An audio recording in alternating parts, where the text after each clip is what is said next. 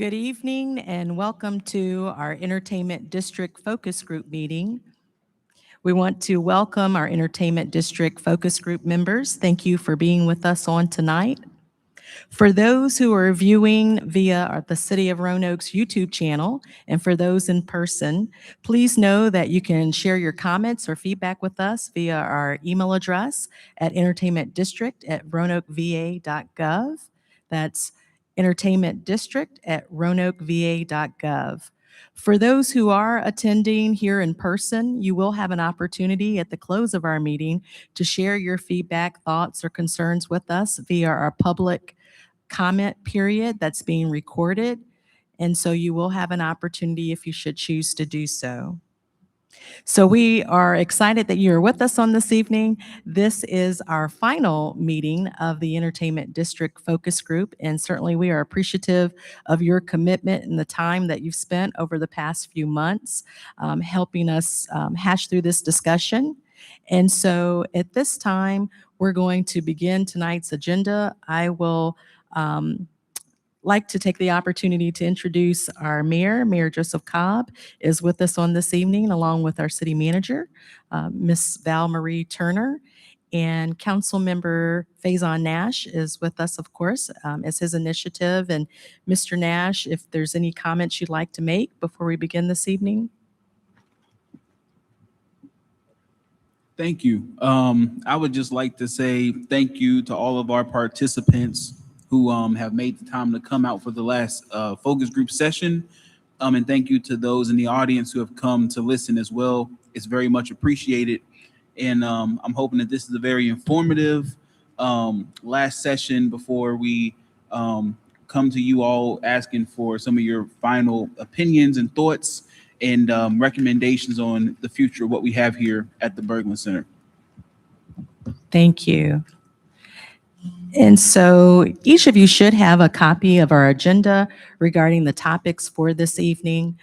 We are going to start with the Berglund Center, and you may recall that was at our very first session, and we'd like to do just a little bit of a recap, refresher, if you will. And at this time, I'm going to call forward Robin Shawn, who serves as our General Manager and Director of Civic Facilities. Good evening, everybody. Mayor Cobb, Ms. Turner, and Councilman Nash, and I think a lot of you are friends and colleagues in some way. I'm excited to be here to talk about Berglund Center because I love talking about Berglund Center, and Angela, in true form, probably has a timer on me right now. So I want to just highlight a few things about the entertainment part of our business. We are a full-service entertainment facility. That means someone who books an event here comes to us, they go under contract, and we take it from there. Our job is to make sure that any issues with event planning are addressed behind the scenes, not in front of the house, because we want everybody who comes here to have a great experience. We are the largest entertainment and sports facility in Southwest Virginia. I'm pretty proud of that. We have multiple facilities, and there's not a whole lot out there with regard to entertainment, meetings, banquets, trade shows, and consumer shows that we can't do. There are, however, limitations based on the size or capacity of our buildings. But with regard to our theater, this building, Berglund Hall, Bella Vista Room, we knock it out of the park. The Coliseum is a little bit different because it was built in the 70s when most venues were built like as coliseums and arenas. They were built mid-size. It wasn't until the 80s popped up that people started looking at 15,000 seat venues and larger. And that's where you get these mega artists like Beyonce and Taylor Swift. We can't do events that size here in Roanoke, but we can bring just about everything else. We provide live entertainment experience and other events, concerts, cultural performances, sporting, trade shows, consumer shows, meetings, banquets. We're actually doing a Muslim wedding this week. We're multicultural. I wish you guys could see our entire calendar because it has a lot of diversity on there. We're meeting the needs of our community, and I believe our calendar reflects the population and the cultural significance of our community. Art Coliseum's 10,500 seats, and that is the home of our Rail Yard Dogs, by the way. Our theater, which is probably the busiest venue that we have, is 2130. Berglund Hall, and in concert with this particular facility, we're almost 60,000 square feet of exhibit space. And then our Bella Vista Room, 180 seats. Nice nighttime view. Oop, let me back up. I love that theater. Here we are. There's Berglund Hall, Bella Vista Room. Right now, our market for live events, our primary pull from zip codes is Roanoke, New River Valleys, Lynchburg, Martinsville, and Danville. But we've got a couple of sold-out shows coming up. Journey selling about 8,000 seats, and Billy Strings in July, and that's almost 9,000 seats. And we have zip code data that shows people are traveling all the way from the West Coast to see these events. They're the people that travel, and they're kind of super fans. Obviously, music in all the genres, hockey, theater. We have a thriving Broadway and Roanoke season, and we're getting ready to announce our next season at the end of next week. We've been doing Broadway for about 40 years, and our numbers for season subscriptions keeps increasing, especially now after COVID. It took us a couple years to rebuild that momentum. Comedy is awesome here. Our theater is just perfect for comedians. We haven't announced it yet, but Jeff Dunham, who has typically played in our Coliseum several times, is going to be playing in our theater. He's at that age. And then spectacle shows, so Disney on Ice, Cirque du Soleil. How events are booked, we take the call. A lot of times promoters call me, clients call me. They want to see what we have available as far as dates and facilities, and we guide them through which of our venues best suits the artist that they're trying to bring or the type of event they're trying to bring. We make the call. I'm on the phone every day. I have about 45 promoters who have brought shows here over the last few years, are really steady, like with Live Nation and AEG in particular. I make sure that I stay in contact with them on a regular basis, because there are 2,000 other facilities out there the size of mine in the United States and Canada, and all of these people want their attention. When they come here, we roll out the red carpet, and we make sure they feel like they're the rock stars. And then repeat business. If we do well enough, and we usually do, we have a lot of repeat business. And after about 3 years of that same business, we call them legacy events, because we know they're coming back, and we know they're coming back probably around the same weekend or dates that they typically come. We do rental deals. That just means somebody's calling me. They want to rent our facility. We take their business. We buy talent. That's where we take risks. Like Ali Sadiq, a couple or 3 weeks ago, that event sold out, but that's an event that we purchased. Was that a risk? It was a big risk, but we ended up making about $60,000 on that event. And then we co-promote. And all of our Broadway shows, some of our comedy shows, our concerts, a lot of that is co-promotion, because I can't risk $500,000.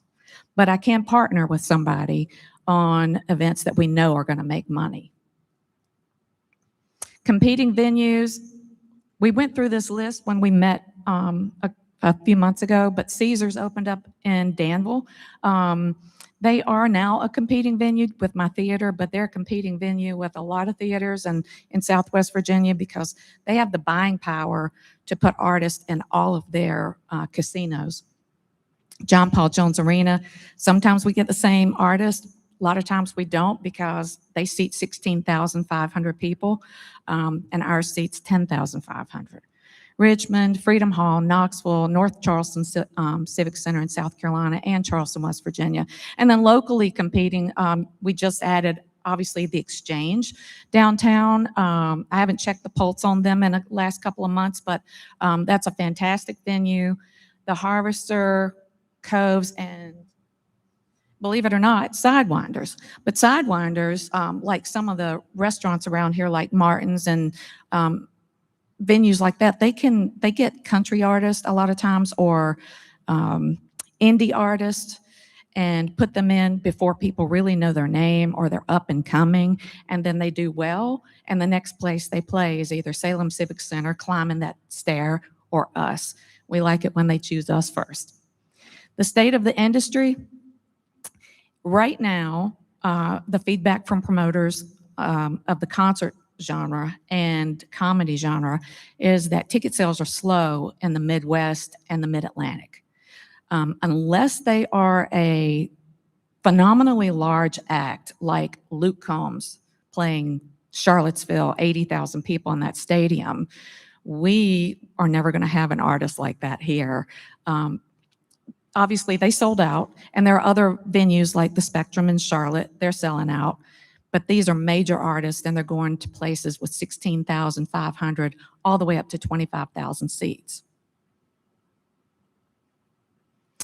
So how does this impact what we're doing here and the whole crux of this conversation? We have two budgets. We have an operating budget, and we have a capital improvements budget. In my opinion, we knock it out of the park on the operating side, but it's not enough to sustain. We take a loss every year. We can't bring enough entertainment in to level the playing ground. So our subsidy can exceed $1 million, meaning the taxpayers are going to have to help us keep the lights on and keep the business coming and keep the people employed. Where capital improvements could help us with that and reduce that subsidy is, for example, if you look above us, there are no LED lights in here. It cost me about $200 to cool this room today.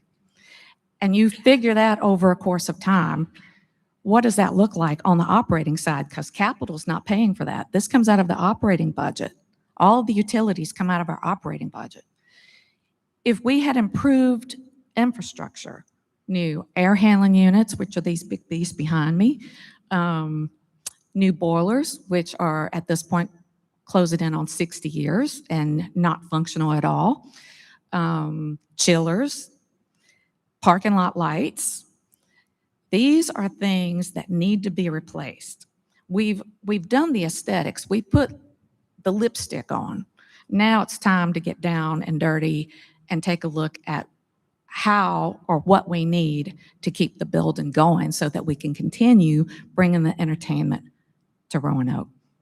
We do not have the money to replace those boilers. That's about a $10 million deal. And then when you look at our fire alarm and safety issues, we have a system that is now 26 years old. The bar exams come here every July. And last July, in this very room, our system went off. And we couldn't tell it to stop because it was so old that we had to pull the batteries. We had to get the fire marshal over here to approve it for us to pull the batteries. And then we all had to go on fire watch. So we had to walk the building while those students were in here to make sure, is there smoke? We had to call 911. Thankfully, Station 2 is right there waiting for us to call if we need them. But the bar exams had to stop in the middle of their first day when students' nerves are already racked. 6 students out of about 800 could not continue the test. 2 had panic attacks. We had to call 911 for one of them because they thought they were having a heart attack. And I'm not exaggerating or, being melodramatic about that. That's the reality of it. And at the same time, in the fall, we opened up our Broadway season.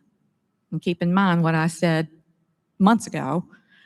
It's not community theater that we do here. These are Broadway performers with Broadway sets, Broadway money, and they're here in Roanoke, Virginia. And we had to stop our show in the middle of the first act and clear the theater so that we could ensure for the fire marshal that the building was not on fire. And once we cleared it, people came back in and got to watch the show. And it's just faulty equipment. It's outdated. It's proprietary to the company that installed it, and they're no longer in business. And we have to have parts fabricated. Right now, it's truly almost duct tape and WD-40 keeping this thing going. So I say all that to circle back and say, without capital improvements, our subsidy is still going to be large, but we could reduce that significantly in the area of utilities and functionality of this building, which would free us up to do other things if we could address our infrastructure. And I turned in about think, Tanya, was it about $28 million? Okay, I don't want to blow your mind and think I need $28 million today. But over the next 5 to 10 years, the way it's spread, I need $28 million. We've made the building beautiful. Yes, it does need to be pressure washed again because we're right here on 581, but that has nothing to do with how we function. The city doesn't have $28 million. And we've got other issues, as Mayor Cobb and Ms. Turner have pointed out, that keep them busy every single day. So how do we get $28 million? I don't have the answer to that question. I know that exploring the entertainment district and the casino would certainly be a fantastic option that would, I guess, result in a fast source of revenue, a fast flow or stream of revenue. But I'm anxious to hear what anyone else has to say. And like I said, I could talk forever about Berglund Center, and I won't do that. But does anybody have any questions for me? Yes, sir. I'm a smooth jazz person, and there's never any smooth jazz entertainment in Roanoke Valley. We go to Charlotte, Richmond, Winston-Salem, but there's never any here. And these venues that I go to are about 200 to 300, and they sell out. So I'm wondering, is it possible to submit a list of artists to you that you might could look into and bring in here? I'll be glad to look into them, but let me just speak to the economics of that. An artist wants to come out, and I don't know if it's ego, but for lack of a better word right now, I'll call it ego. They want to come out and see a full theater. My theater is way too large for jazz. Let's see, venues like the Jefferson Center, they have a strong jazz series down there. Now they seat 950 people. I'm not sure how often they sell out either, because it's a niche market, and we appreciate folks like you keeping jazz, at the top of your list, and we certainly would like to explore that genre a little bit more. Wynton Marsalis and those folks, they tear it up at the Jefferson Center. But the economics of bringing an artist of any worth to our facility, we would have to probably sell out about 1,200 seats in order to break even, if that makes sense. Because you have the cost of the artist, you have stagehands, you have marketing, catering, and I'm sorry.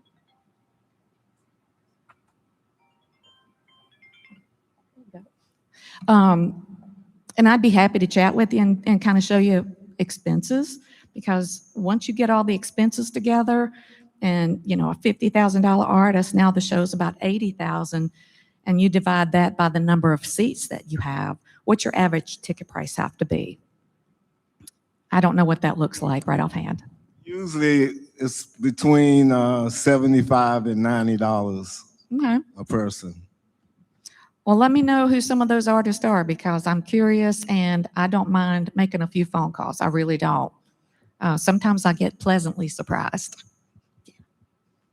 Thank you. Yes, sir. I have a question. Yes. Are there any third-party or private businesses that would partner with the Berglund Center to make capital improvements in exchange for a percentage of revenue? Is that a business model that works in the private sector that we could look outside of city funds for that? I don't know if there are any business models out there like that. I know that we were privately managed for about 10 years. And generally speaking, private management companies want to go in, manage, book, make a monthly amount, a set amount, and then make bonuses on top of that. But they never want to put their own money back into a building because it's not their real estate. And once the deal's done, they would be leaving a whole lot of money on the table. I'm not familiar with any model that somebody would want to come in and just address that for a percentage. It would take them forever to see a ROI. Yeah. Any other questions? Angela, do you want to introduce Tanya? I'm going to hang back up here with Tanya because I know she's going to address capital and there may be some questions that pop up I can help answer. Yeah, thank you, Robin, for that informative session. And I failed to introduce myself. My name is Angela Vernon, and I feel like I know everyone here, but I'm serving as your moderator for this evening, and I serve as the assistant to the city manager. So at this time, we'd like to introduce Tanya Catron. She serves as our capital improvement program manager, and she's going to talk a little bit about the capital improvement needs that are here at the Berglund Center.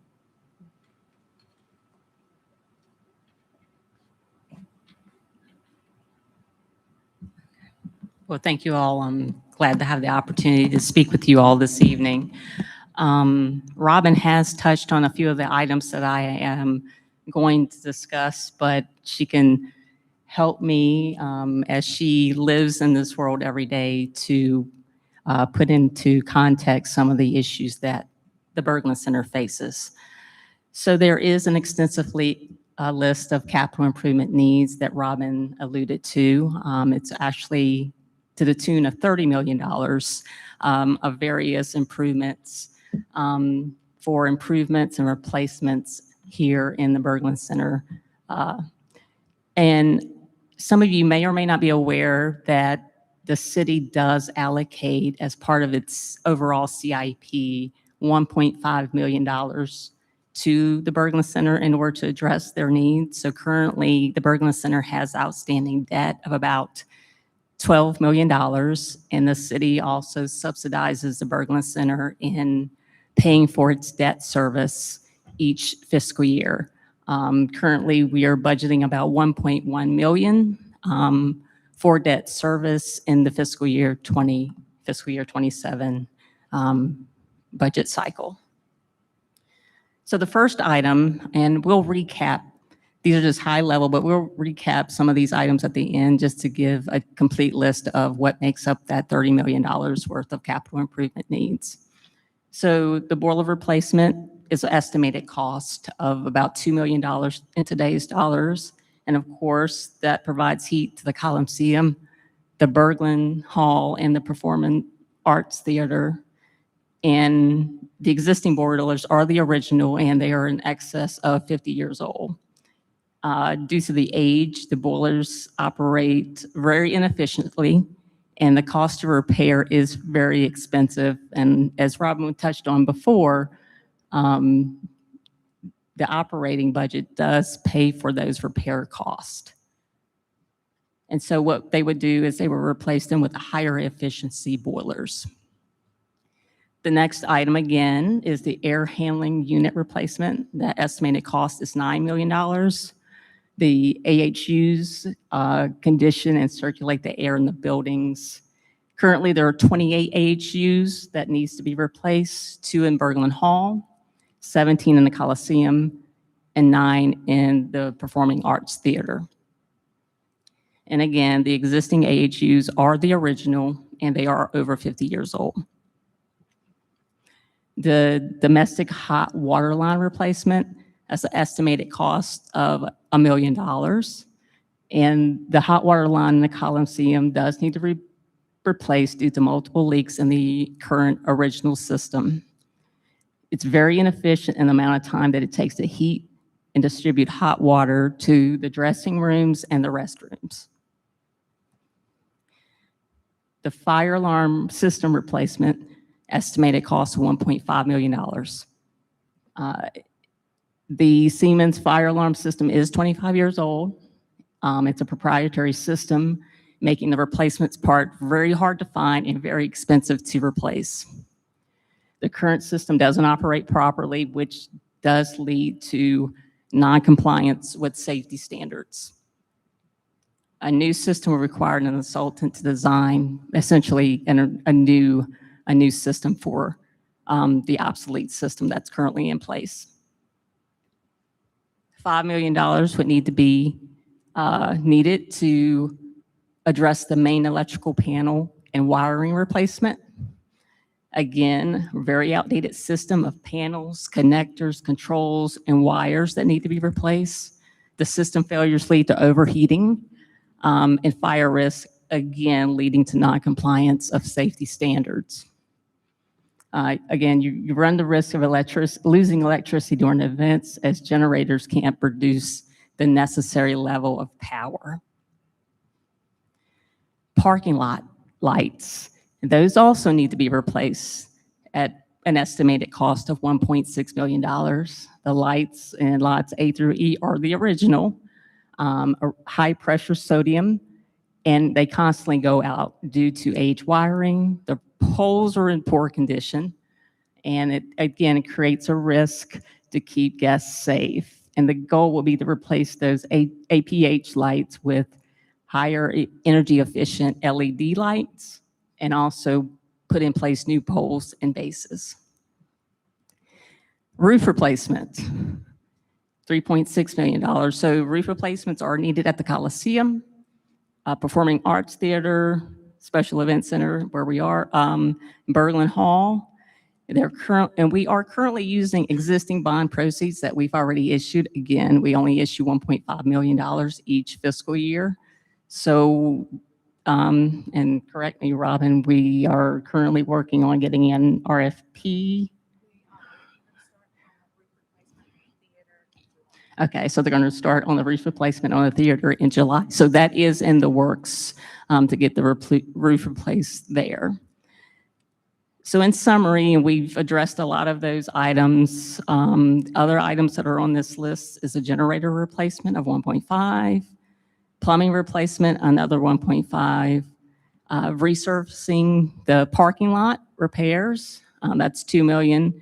And there are other various smaller infrastructure improvements that are over $2 million, making the total capital needs just for the Berglund Center of over $30 million.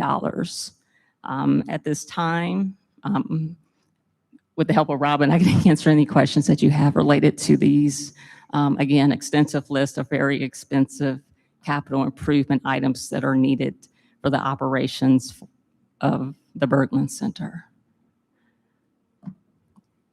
And excuse me, and I just want to throw in real quick to remember that this is not even including projects like if we wanted to address parking here, which we already know is an issue, right? That doesn't even include renovating bathrooms. That doesn't include a lot of other kind of in general, you know, just general renovations and updating of the facility, just to make it, you know, even prettier, because already a nice facility. I like that nighttime shot, but, you know, to make it an even prettier and an even more attractive facility for our guests and also performers to want to come here and perform.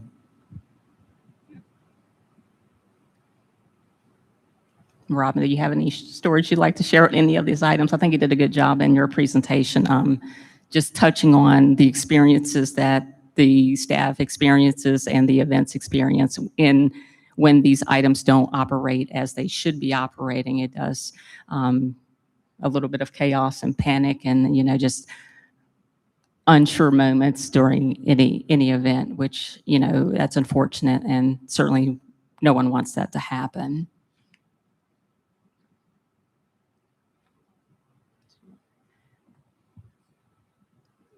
So we're going to go into the activity. Question. Oh, okay. So- Sorry, so yes. Am I correct in that the maintenance of any piece of the facility, that's out of your operations budget? Correct.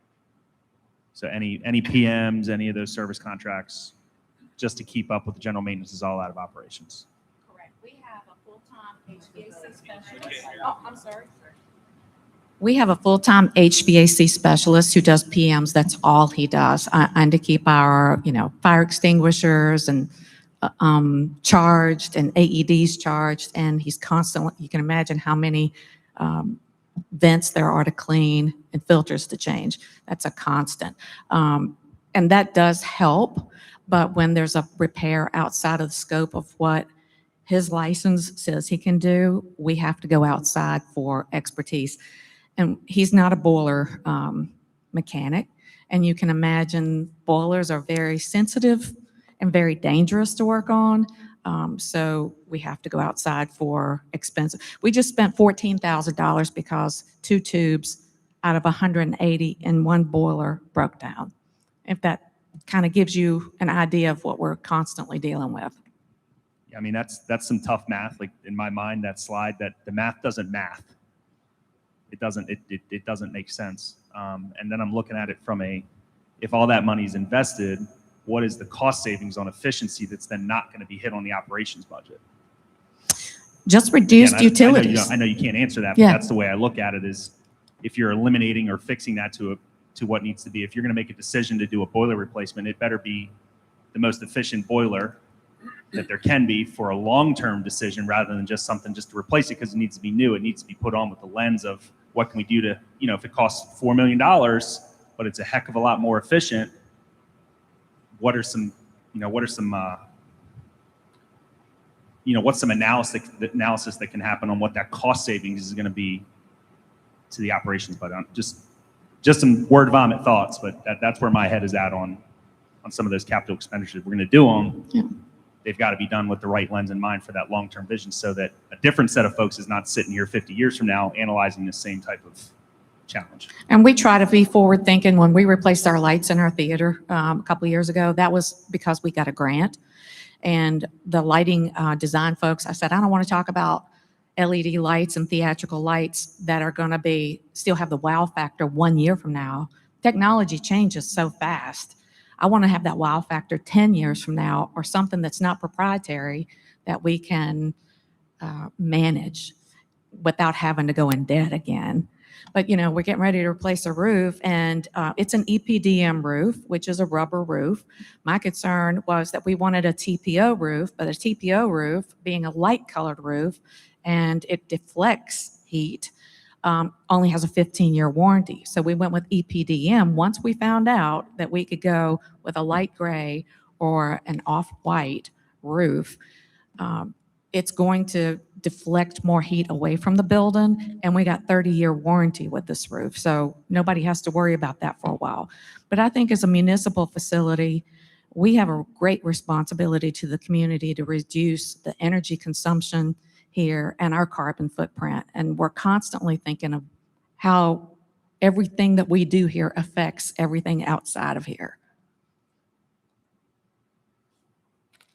I had a similar question. Tim Heffern.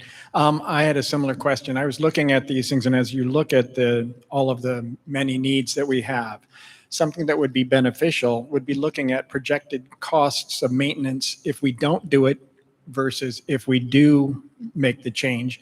That would help solidify and identify where you should probably focus the capital monies as a first step versus things that can be delayed a little bit longer. Plus, then there's also additional issues with safety. Those things, of course, are going to jump to the top of the list. But having a way that we could look and try and figure out what is the biggest bang for our buck is something that would probably be very beneficial. With our capital improvements list, we did go gather together as a team, and we got some facilities folks involved, the fire marshal involved. We talked about a lot of things, so it just wasn't thrown together. Fire safety, or the safety of our guests, is primary. It's paramount to what we do, because you can make all the money in the world, but one bad incident here, you're done. You can't recover from that. Money aside, we do think about what the maintenance of it's going to look like. We have to consider the loss of business. If you put the fire safety issues first, then the things that are critical that could affect loss of business has to be second. And a boiler going down or a refrigeration system going down could affect our hockey team, our ability to keep going. And we've got 30 dates. We've got Journey coming on June 4th. And if we don't have the power because the system goes down, what does that look like? It looks terrible. Again, something that you don't really recover from in the entertainment industry if a promoter or a client leaves having lost hundreds of thousands of dollars. And like the bar exams, I think we could probably all agree the world has enough attorneys, but we're here because we are a civic facility, and our doors are open to them. They have to do their exams over here away from Hampton. They have to do it in two parts of the state. I guess that's some kind of code or requirement. when you've got those folks who have studied for 6 years and they're spending a lot of money just to take the test, it costs a couple $1,000s just to sit for the exam. And then all of a sudden you're interrupted with a fire alarm and a strobe going off. That's devastating. It's devastating. And, you know, that doesn't fall short on us at all. I mean, that's a person's livelihood. And we're not going to, you know, there's nothing we can do for them at that point. But I do think we have that responsibility to be ahead of it. We're always trying to be ahead of it. But sooner or later, the machine's going to win. And we have to look at what that looks like with loss of business. I did have, I wanted to say thank you to you both for this presentation. I know that it happened at the beginning of this focus group coming together and then also closing it out. I think it puts a lot of things in perspective. So Councilman Nash, as we move forward, I know you're not going to move forward with this, you know, focus group. There might be new folks who sit in these seats and share perspective. But one of the things that I wanted to say is we should always lead with this. Not what do people want to see in this space? Because regardless of what you want to see, as you all were calling out, if the lights go out, it doesn't matter that we have whoever coming in here to perform. That leaves a bad taste in people's mouths for the artists who are just like, I don't want to come to Roanoke because they have a shoddy situation there. I don't want to go to the Civic Center because I don't feel safe. So I think that looking at this and having this be the line of sight instead of what are you seeing in other communities? Their buildings don't look like this. They are not in this situation. So 100%, it feels like this should always be the line of sight. And when we're talking about like, what do we do with the facility to solve for this? Not solve for what other entertainers can we have? Because it does not matter if we do not have a safe facility for people to be in. So I just want to thank you all because, again, it sounds like for years now, we have been putting, as you say, I know you didn't want to say lipstick on a pig, but putting lipstick on a pig. And we have just been putting Band-Aids on things. This didn't just happen. It's been happening, and I know that you have been screaming from the rooftops of all the needs. And now we are at a place where we really do have to solve for these things, or else these doors could close. This is the first time I've heard of a safety concern where you're having to unplug batteries because concerns about the building being on fire. That is where our focus should be, not on diversity and talent and all those other things. That is a concern. Our babies graduate out of this facility every year. So I think that regardless of what the situation is, we need a solution for these things, whether it's a casino or anything else that we bring in. This should be our line of sight of making sure that we have a safe space that we're inviting the community into. So again, I want to say thank y'all for the work that you have done to get us to this point that we're having a real conversation. So at this time, what we'll do is we will transition and you'll have an opportunity to determine how best to help us close these gaps. And so I'll let Ms. Catering explain our next activity. Well, you're going to get a budget activity, in fact. So the budget team each month when the new hires come into new hire orientation, we give them the same exercise. So it's very interesting to know how people come from different ideas of what it is they do in order to balance the budget. So essentially what we've created is the fiscal year. It's the 2026 budget where we have our revenues listed at $5 million short of the expenditures that are needed. And so the idea is to close the $5 million gap either by increasing revenues or by decreasing expenditures.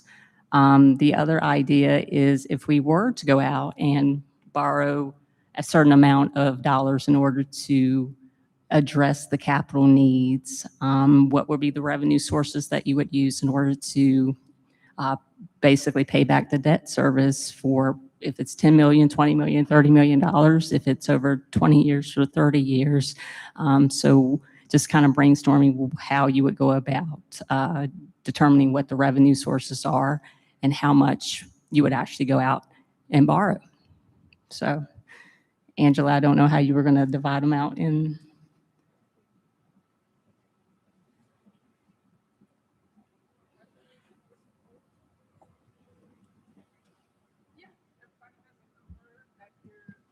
Okay, and so what Adrian's done for us, this is Ms. Tasco, our learning specialist. And if you want to share. Good evening. Before you, you have a number that will tell you which group you are in.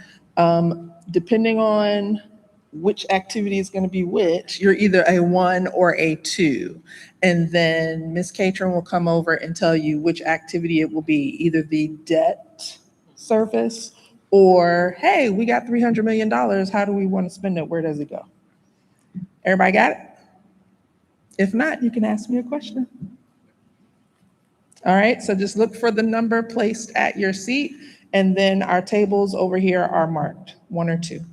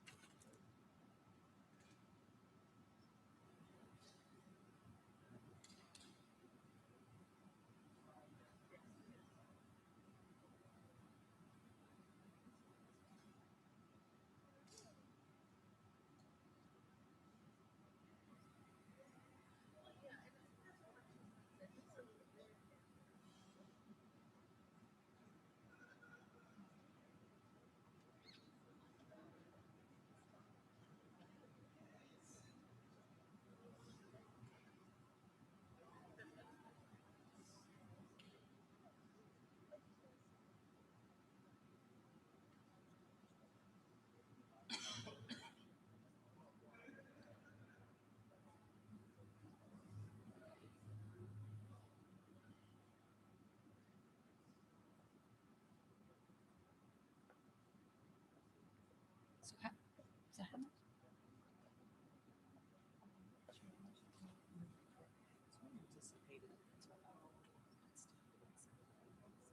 perfect.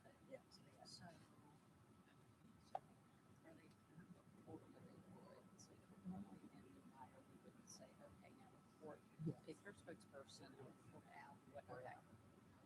And that's what I told them. And that's what I told them. Okay, so I'm gonna check on them about 4 minutes, see if they have any questions, and then let them know it's at 40. They're gonna, each group's gonna report out. Okay. Will they? Okay. The only thing I need at this point is just water. I feel so dehydrated. Some ice back there. Are you? Yeah, you're probably to drink. It's out in the sun. Yeah. I don't know how you did it because I was only out there for a brief minute. After somebody started to build, somebody stopped me and talked to me. And after about 3 minutes, I was like, I'm sorry. I was like, you see all this pyramid? Let's go up here and shoot some stuff. You're like, oh, they got it. I was like, you built me. And then we went on the porch of the City Hall building and talked over. And I just said, I'm really sorry. I was like, it is hot out here. It's like, I didn't realize it was hot here too. well, today it was. It was burning up. I was like, I can feel the sweat coming down my back. I said, I'm going to go and take a shower. Yeah, it was hot. So I can't imagine running in it. Oh, it was miserable. Did you guys run at the heat of at the top of the day? We Or actually did start at 6 a.m., but I don't know why. It's just all. Maybe it the was humidity? It was very hot. It was very hot. But you know, when you start exercising, your body goes up 10 degrees. So, but yeah, every water stop I walked, they had grates or fountains of water. oh, I'm proud of you. That's I exciting. enjoy doing it. I So wish like, I could the do next day something. later, I I can't. could. Yeah, I think that's awesome. Well, I'm gonna go ahead and Okay. just check on it. So that- Okay, sure.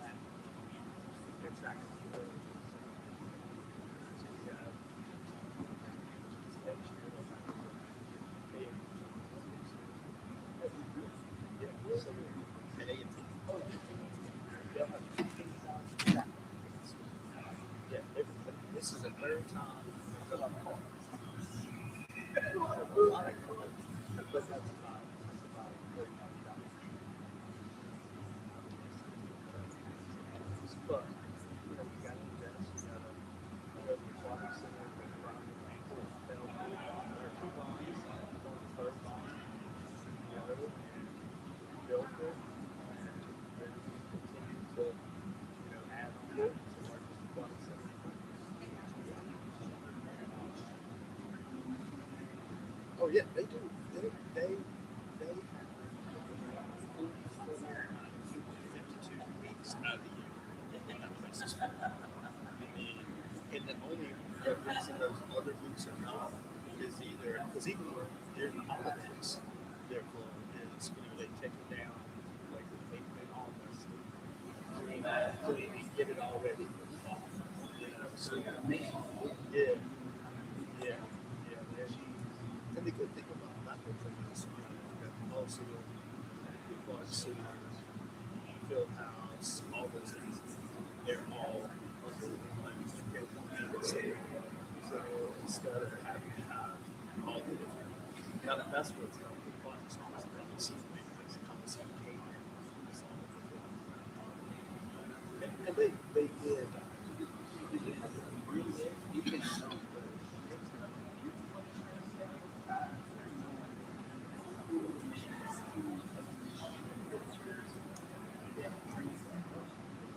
they train staff, and also, people staff. And a lot of it is, the maintenance staff is more about people that were around the country. As well, and said, what did you do right when you lived with people? What did you do differently? And kind of put all those things together, kind of minimize. But they had the value engineer. I'm sure you've heard that term a lot, but you know, they had value engineers and some of this stuff's coming back to life.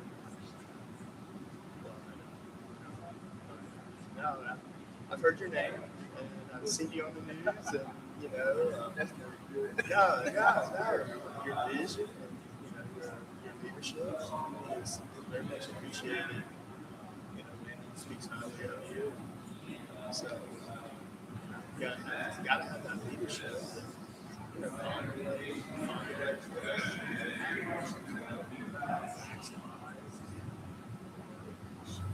haven't gotten to it. So yeah.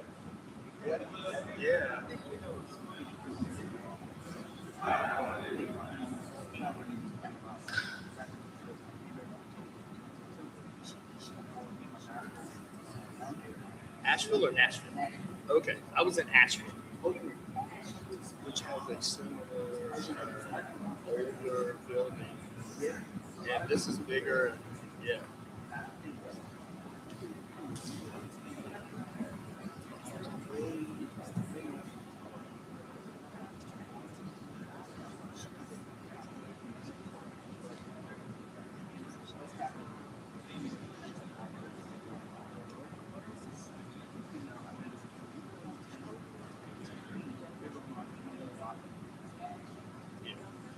So, and I will tell you, this is a compliment downtown here because I live down in Williamson, Gramercy, Road.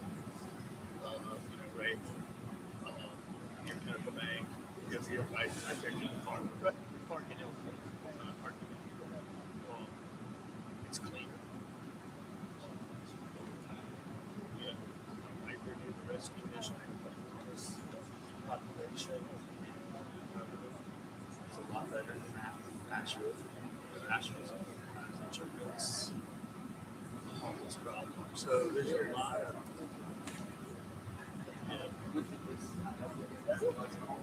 yeah, I know exactly where he's talking about. Yeah. I went there. I like it.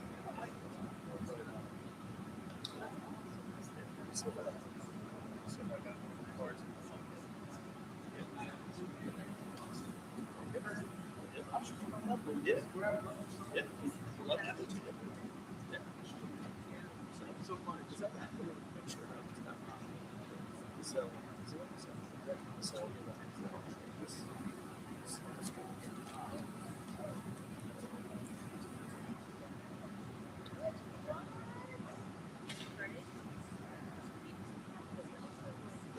To catch up, love to talk sports too. You know. Yeah. So where's your allegiance on football?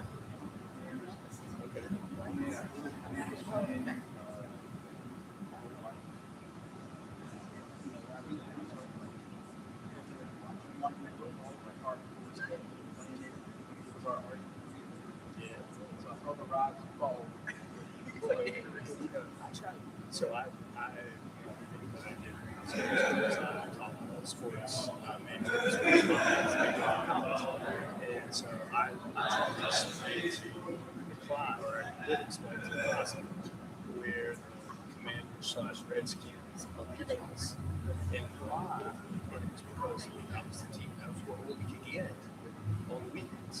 You know, so I grew up in here, which is right south of Knoxville. So for us, yeah.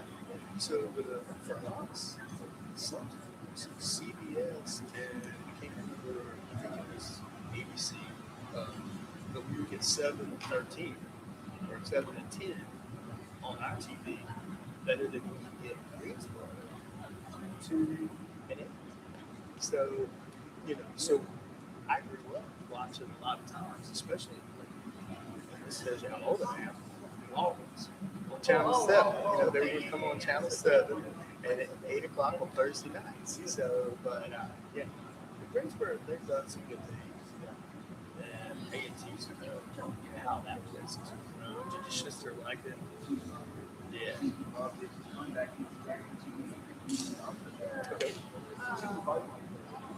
Okay.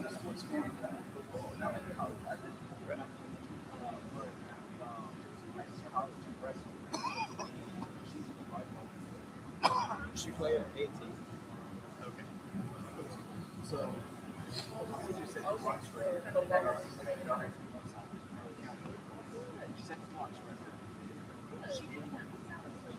She had no passion to go beyond high school. She wanted to just fun. She didn't have to do it. She had if you were looking at her, no. No. She had all these schools coming in with some ways. My mom found a letter saying that Oh, she was living what she was paying out of state and she could have got.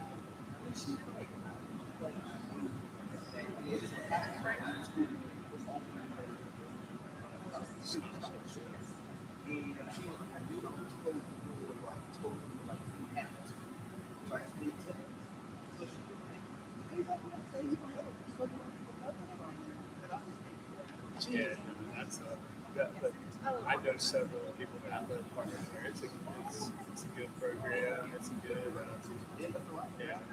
They do a good job. Where they are, trying to also be a research institution. People criticize it for the EAC, but it's all academic based.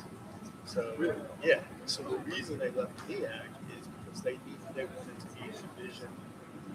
It's like a level 1 research institution. You got astronauts, you got engineering program and everything. Yeah, yeah. So they want to be an R1. The only way for them to align was to change their athletics. So their CAA is Richmond, they're forgotten something. So they were trying to get to CAA, and CAA called them before they were ready to go to CAA. But they said, "Hey, if we don't take it when they offer, might not get it." So that's why they are in the CAA versus the BIAC, some of their traditional rivals in HBC. But they're the largest HBC. her graduation Was crazy. You should find a parking space. So actually, I'm a grandma anymore. So we just hang out. Okay, you were good then. But it wasn't bad. No, It's no shot. I was in town and I was driving and I knew like even close there. Get away. My office used to be there and it was crazy. A&T graduation and then you had UNCG graduation back to back, overlap. So they're doing that. The goal with that is, collect all the information. It has 5 sessions, and it'll be all how pick with the speed, how it will be sent out to council members.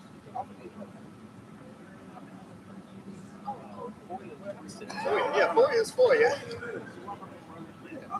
So You're better to be on top of it than behind. So I have not listening. No worries. Yes, I'm not listening. but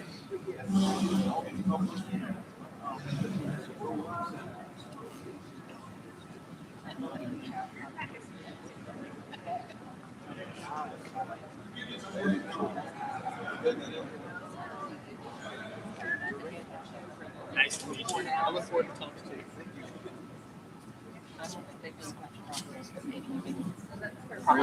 Yeah, I'm not quite sure.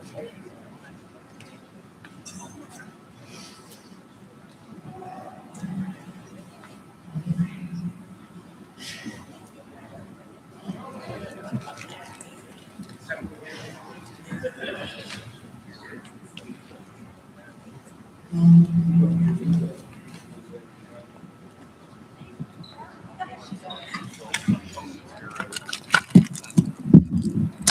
right. Well, I want to thank you all back. I hope you enjoyed that exercise. So at this time, so as you know, we had the two groups. We picked out a spokesperson that just will report out to the group, kind of where you landed on. So the first group was the ones that had to either increase the revenue or decrease the expenditures and balance the budget for 5 minutes. So ma'am, if you wouldn't mind reporting back where your group landed.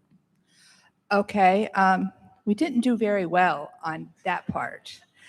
It's tough. We were more caught up with the fact, we commiserated first, and we commiserated the fact that these problems, and we appreciated the fact that this should have been at our first meeting as opposed to our last. But we commiserated that this has been going on for a real long time. And if you just go down the street, and no offense to anybody else, but I bet at City Hall, things are not 50, 60, 70 years old. At the various court buildings, it's not that age as why it could be, but as far as what we know, but okay, I'll give you that. It just looks like a nicer building. Maybe that's it.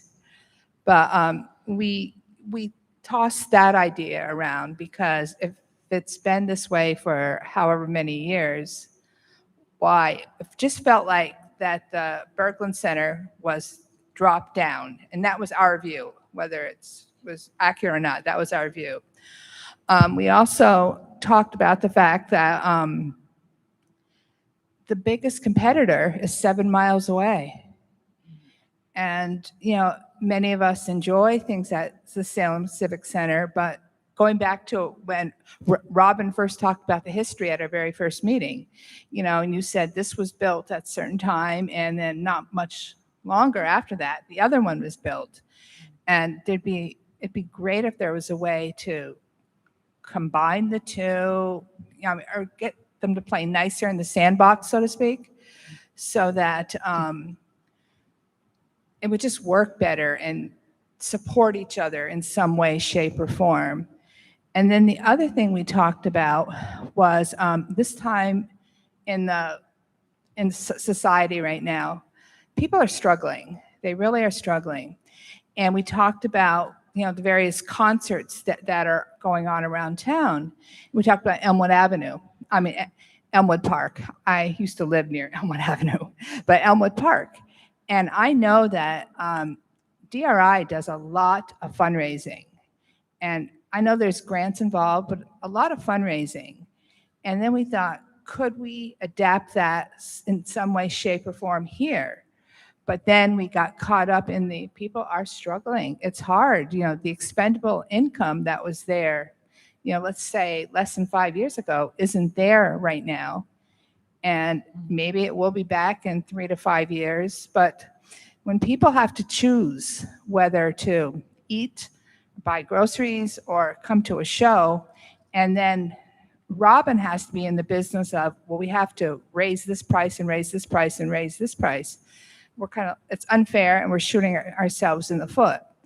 So all that being said, we failed. We did not do what you asked us to do. We couldn't get there because we were caught up in all the whys of how we got to where we are right now. Oh, well, I appreciate your attempt. There's no right or wrong answer, so I appreciate your feedback of what the exercise, but it did provoke you to think about various things.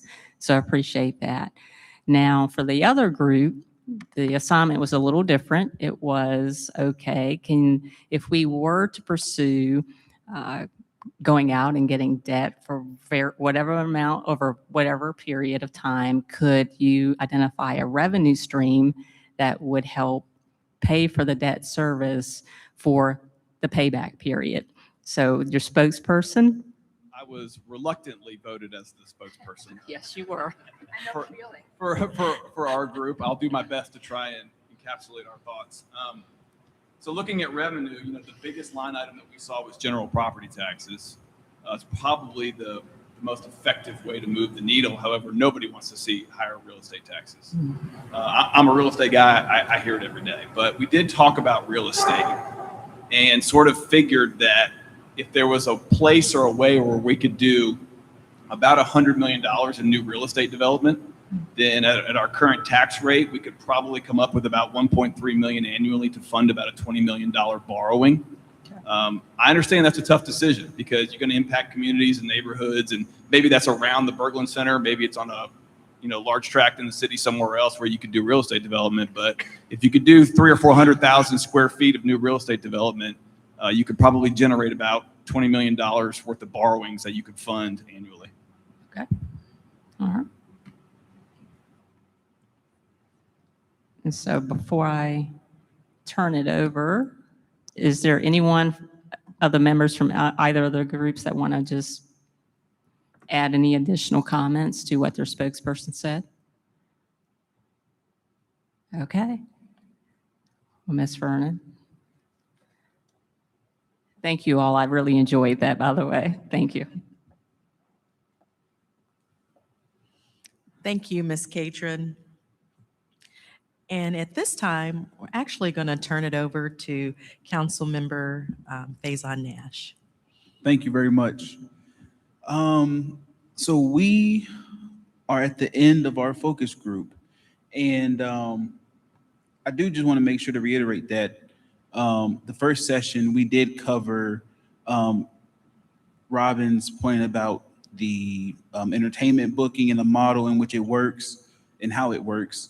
And then also along with that, Mr. Stovall, not that Mr. Stovall, different Mr. Stovall, went on and explained the CIP and how much we allocate in our CIP each year for the Berglund Center. And so we maybe didn't get as granular into the items that require the maintenance. And we appreciate that feedback for sure, because we will have to do more community engagement, probably not in the form of a focus group style, right? But we will have to do more community engagement in the future as various options and opportunities present themselves for the Berglund Center. But in closing, I just want to make sure to reiterate that, number one, I personally am so thankful and grateful for each of you being involved in this process, whether it was being a presenter sometimes or providing your questions.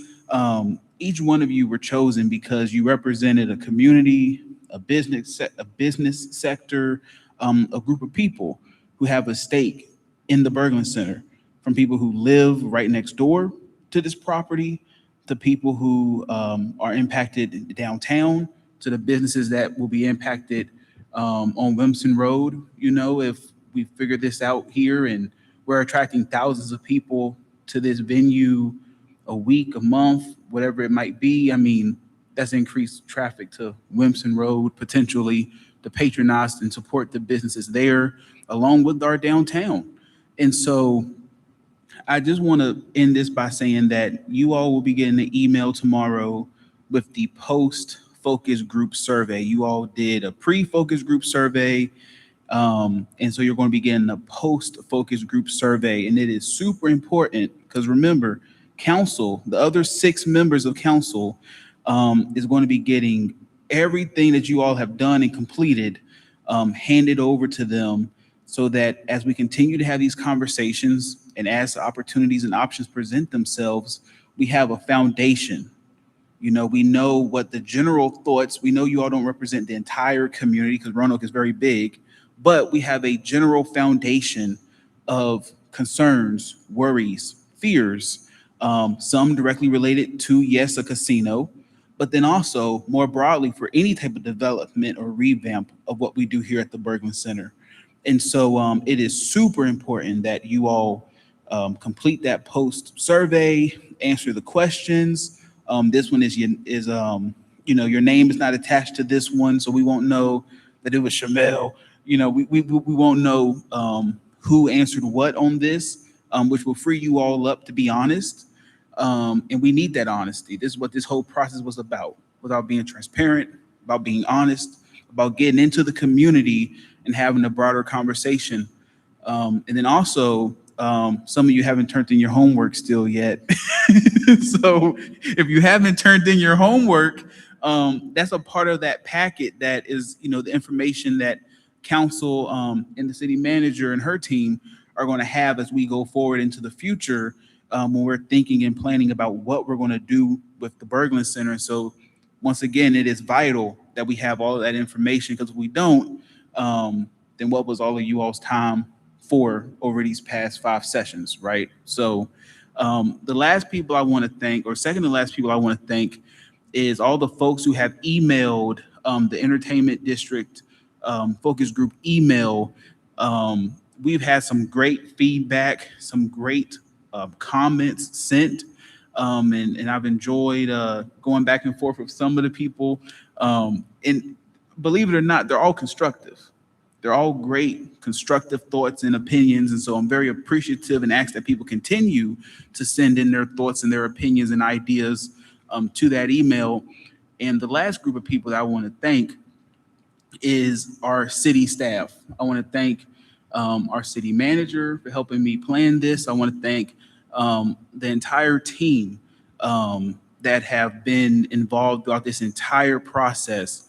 This is something a little bit new, a little bit different from how our city has traditionally thought about ideas in the future and how we develop and how do we take a concept and then from there, with no formal plan, go and talk to the citizens and say, hey, we don't really have a plan, but we know we have some issues. We know we have some barriers. We know we have some roadblocks and things that we have to get over or go around or dig under.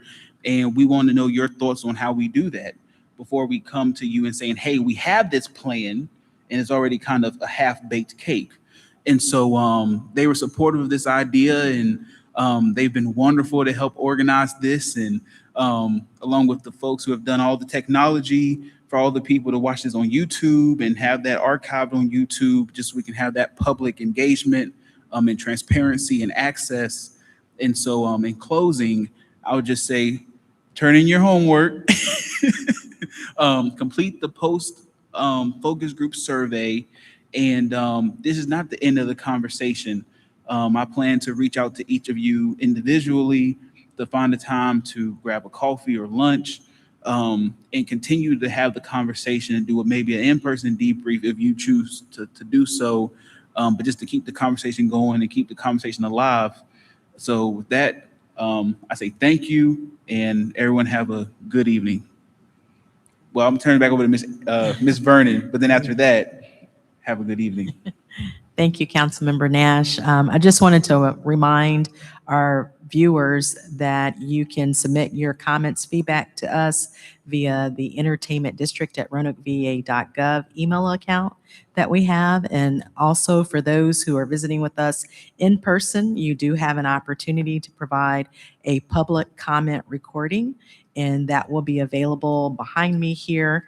And you can have 2 minutes to share your thoughts and opinions, feedback, concerns with us. I'd also like to share there were some follow-up questions that some of you had from our prior presentation by Mark Nelson, and we will be providing that information to you.